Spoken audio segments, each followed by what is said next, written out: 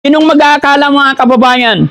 Pinoy nga naman talaga, maparaan. Tingnan mo, walang isang kamay, walang isang paa, pero nakabili siya ng motor. Improvise, no? Ha? Hindi, ayaw kong magsabi sa LTO. Basta ano lang mga kababayan, medyo step by step lang. Kasi sa dami na po ng ating tinutulungan natin, mula nung nag-announce po si Daddy Frankie na may shelter na dito sa Pangasinan, parami na yung alaga natin. Pero I will try my best po na ma-manage at matulungan natin lahat yung mga nangailangan talaga ng tulong.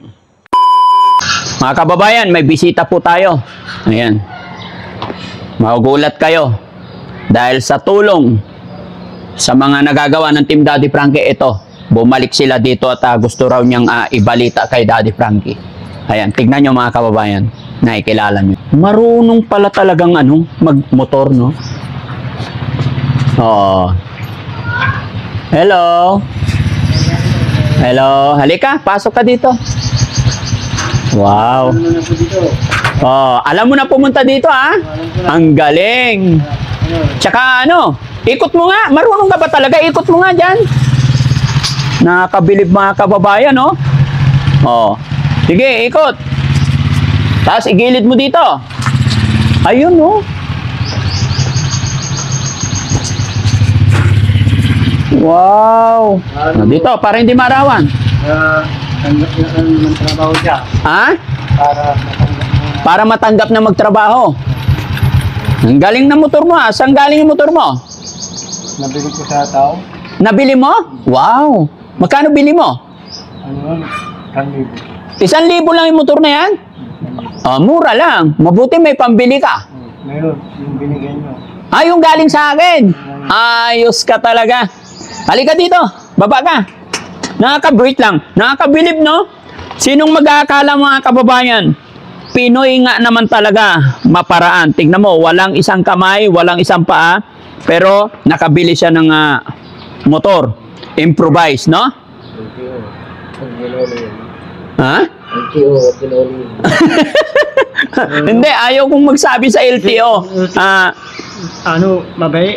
Mabait ang LTO, oo. Pero sa batas, bawal talaga yung mga ganito. Konsiderasyon lang ang ibinibigay ng LTO. Pero para sa akin po kasi, bawal.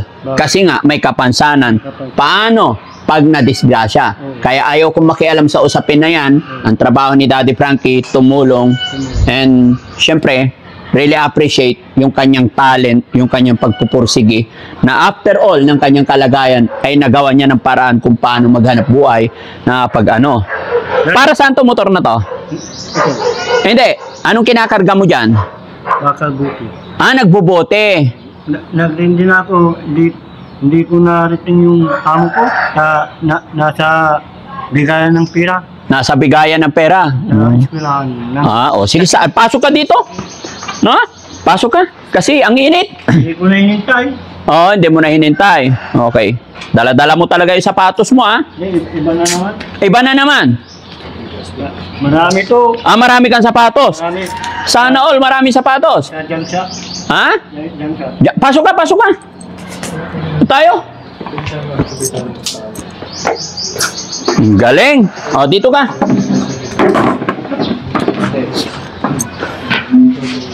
Kumusta naman ang buhay? Ito lang.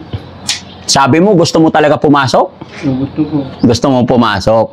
Mahirap ba magwalis? Gusto mo magwalis? Sige. Wala problema. Anytime, punta lang kayo dito, ha? Ano sabi ng mama mo? Gusto ko sana pumunta sa bahay nila, eh. Gusto ko rin makilala yung nanay mo. Nasa release.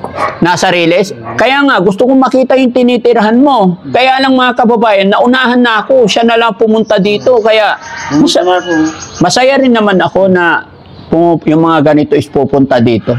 As long as kaya ng Daddy Frankie.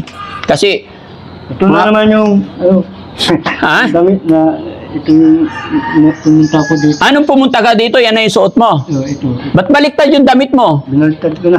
Binaliktad mo lang. Para, Galing nga. Anong oras na ba? Kumain ka na? Nag-lunch ka na? hindi. O sige, sasabay ka na lang sa amin. Pag mag-lunch, sama-sama tayo rito. Nakakabilib. Magkano na kinita mo sa araw na to? Wala pa. 200 lang ba? 200. Hindi pa nabayaran. Hindi pa nabayaran. Iniwan ko pa. Iniwan mo. Pag namimili ka ng bakal buti, syempre sabi mo 200. Magkano puhunan mo dun sa 200? 1,000. 1,000. Yung binigay niyo. Hindi. Sabi mo, ibebenta mo yung buting nakuha mo 200. Pero binili mo rin yung iba doon. O binigay ko. Magkano pinambili mo doon? Iba, binibigay lang sa Yung iba binibigay. Oo, kasi maawa na rin sila sa'yo. yung, Pero pag siyempre, yung mga bata, wala rin silang alam, yung mga mahihirap din. Kaya kailangan talaga kumilos, no? binibigay. Yung mayaman, binibigay lang. Yung mga mayayaman. Pero bro, dapat may sombrero ka para hindi ka nangingitim. Itim-itim ka na, oh. Ha? Sabi mo nakaraan, naghahanap ka ng ano, mapapangasawa. Oo, naghahanap ako ng... Meron, meron dun sa Lilimasan, niririto sa akin. May niririto sa'yo doon. Ilang taon na yon? 24 ata o Payag naman. hindi ko alam. Hindi pa kayo nagkita. Hindi, nakita na kami pero naiya ako. Oo. Ah, Pagkisabi nga kay Maxine, pahinging isang basong tubig, painumin si Kuya May tubig, yung malamig, kasi galing sa initan, mga kababayan. Pero bilib ako sa kanya. Yung binigay nating pera, ayon sa kanya, ibinili niya ng second hand na motor. hindi ko pa nabili. 1,000 lang yan. 1,000. Mura lang. Yung second, hindi ko binili. Yung sidecar, hindi pa. Sa susunod, mabibili mo na rin yan. Tawaran mo na lang kasi luma naman. Ang importante, Pinabibili ay, ano yan, bismil, sabi niya. Gulo. Mahal. Kung ipuputilo yan, walang bismil. kung 4 kilo yan, sabihin mo, makiusap ka. Ayan, Ay, pakilala ko nga pala, si Maxine. Kasamahan din namin. Ako si Inado. Ay, kamay ka, Hindi yan yung may daliri. Marumi. Nahihiya, Sige. Mula ngayon, pakilala ko sa'yo, kaibigan mo, si Maxine, ha? Hi, Maxine, okay ka lang? Ayos lang po. Sige. Salamat. Inom ka muna tubig, galing kay Maxine yan. Maganda ba si Maxine? Maganda. Maganda. Sige, salamat naman. Masaya ako na napasyalan mo ko dito. Okay? Salamat. Nagmotor ako. Nagmotor ka. Ang init-init talaga, no? Pero mag-iingat ka sa pagmumotor, ha? Baka madisgrasya, nakakabilib nga talaga mga kababayan. Ito na yung motor nyo. Pupunta pa ako sa Danita. Tapos sa Manawag. Nakakarating ka doon? Kaya ng motor na yan? Kaya. Dahan-dahan lang. Isang araw, no? Pag naghanap buhay ka, anong oras ka umaalis ng bahay nyo? Alas 6 ng umaga. Kukuha ng puhunan. Kukuha ka ng puhunan. Saan ka kukuha puhunan? Sa Danita. Sa junk shop. And then after, doon mo rin ibenta. Kung mura doon, kasakin yung motor, ihanap ko sa iba. Hahanap mo sa iba kung saan may mahal. Kasakin yung motor. Galing-galing. Madiskarte talaga si Kuya Leonardo, no? Bilib ako sa'yo. Laban lang. Laban. Happy naman. Happy, very good. Sige, dito lang tayo. Nagluluto si Kuya George. Maya kakain tayo, ha? Ay, Kuya George. Lito-lito na ako. Si Kuya Bal. Nagluluto si Kuya Bal, no? Oo. Pusang gala. So, ayan mga kababayan. Napakainit po. At saka medyo... Mag-bike ng single. Single yung walang headpad. Oo. Kaya mo rin mag-bike. Delikado, baka matumba ka. Hindi. Kaya. Sige. Mayroon kayo dito. Kung may bike. Gusto... Matutumba ko sa wala. Hindi raw siya matutumba kasi walang bike. Pero pag may bike na, matutumba ka. Hindi. Marunong ka talaga. Buti, Kuya Leonardo, hindi ka naman high blood. Hindi. Kasi napakainit oh, galing ka sa initan. Mag-iingat ka rin ha. Ganun talaga ang buhay, no? Ginawa talaga ng Panginoon na hindi pantay-pantay talaga ang tao. Tanggap ka ah. Ha? Ang trabaho. Oo, tanggapin kita. Sige. Dito ka na mag-i-stay nun. Pag ganyan-ganyan. Oh, tanong ko kay mama ko. Sa mama mo. Oh, sabi ko nga, kahapon nag-isip ako, napuntahan kita sa bahay para makausap ko naman ang mama mo.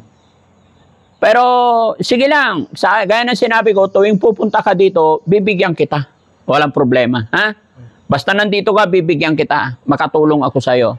Hindi ko sasabihin, steady ka dito kasi may magulang ka, may mama ka, baka ikaw ang inaasahan nila. Ayun din yung reason mga kababayan na gusto kong makita yung status or bahay nila para makausap ko rin ang magulang nila. Nabalikan ko rin yung punta niyo doon sa Magtaking. Oh, sino? Yung babae. Yung may ganito. Ah, oo. Si Miriam. Oh, pagagawa namin ng bahay yun kasi kawawa sila. Naghihintay lang kami ng approval ng may-ari ng bahay. Yung lupa sabi. Oo. Lupa hindi Hindi sa kanila. sa kanila. Buti ikaw, may sarili kayong lupa. Wala? Wala. Wala rin? Ah, realist lang yung tinitirhan nyo. Pero may sarili na kayong bahay. Ano ang bulok? Kay pasalan. Oo, papasyalan namin. Sige. Basta ano lang mga kababayan, medyo step by step lang. Kasi sa dami na po ng ating tinutulungan natin, mula nung nag-announce po si Daddy Frankie na may shelter na dito sa Pangasinan, parami na ng parami yung alaga natin. Pero I will try my best po na ma-manage at matulungan natin lahat yung mga nangailangan talaga ng tulong. No? Lalong-lalo na sa mga kagaya nila na mga may kapansanan na ganitong sitwasyon. Wala na, napakahirap na ang buhay sa kanila pa natapat talaga. Yung walang paa, walang kamay. Kaya yun talaga yung priority rin natin tulungan. The same time sa ating mga senior, mga lolo't lola talaga. No? So, okay. Tignan ko lang muna yung pagkain para makakain na. Maraming salamat mga kababayan. Abangan nyo pa yung mga sunod na update namin sa ating mga beneficiary dito sa shelter ng Team Daddy Frankie. Mabuhay po tayong lahat. God bless po.